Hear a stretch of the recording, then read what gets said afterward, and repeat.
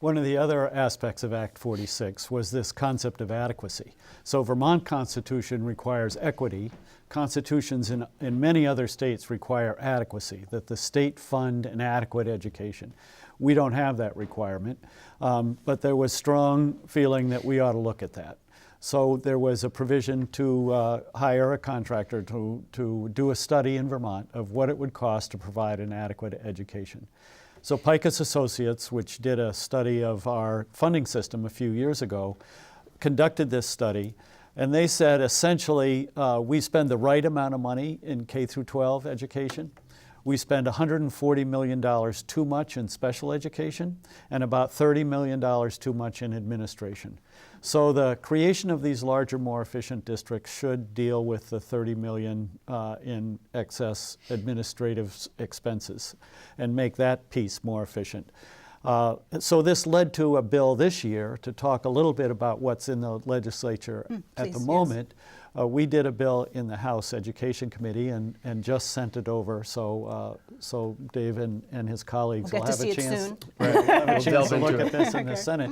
But it does two really dramatic things, I think, with education, with special education. It looks at the funding system. So we have a funding system, a reimbursement funding system. So the way I characterize this is if I sent you to the grocery store and told you I'd pay 50% of your grocery bill, your shopping might be somewhat different than if you had to pay the whole bill. And that's a phenomenon that's happening in our schools, and to have a different way of looking at the funding system.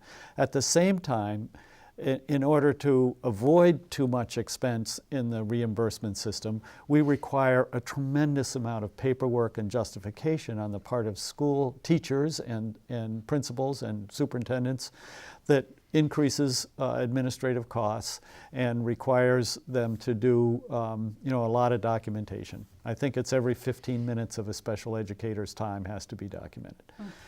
So you spend 5 minutes out of every 15 documenting the time you spent. It's not a particularly efficient way to run things. It's not like a lawyer where they're making $1,000 an hour. Yeah, right. Maybe not in Vermont that many. And then additionally, we heard from speech and language therapists that the tradition in Vermont has been one teacher working with one student.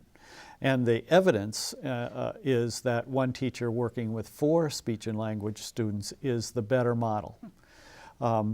So we're looking at better delivery systems, and it was interesting. I made this comment publicly at a legislative breakfast a week or so ago, and I had a speech and language therapist come to me she was attending the meeting, and she said, "That's exactly why I left teaching."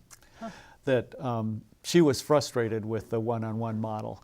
So we are looking at changing the best practices and moving towards a model that delivers practices, special education practices on a project-based system so that we can reach those students that are on the margins and maybe don't quite qualify for special services, and then also serve the children with special needs in a more effective manner.